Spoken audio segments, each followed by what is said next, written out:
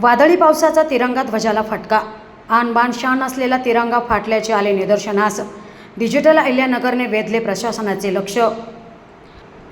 अहिल्यानगर शहरातील ऐतिहासिक आणि वैभवशाली भुईकोट किल्ल्यावर आपल्या देशाची आणबाण आणि शान असलेला तिरंगा झेंडा मोठ्या दिमाखात फडकतोय.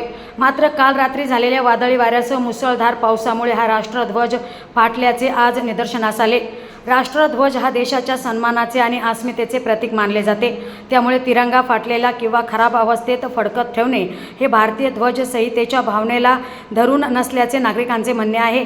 त्यामुळे संबंधित प्रशासनाने तात्काळ दखल घेत खराब झालेला ध्वज उतरवून त्या जागी नवीन तिरंगा ध्वज लावावा अशी मागणी आता जोर धरू लागली आहे.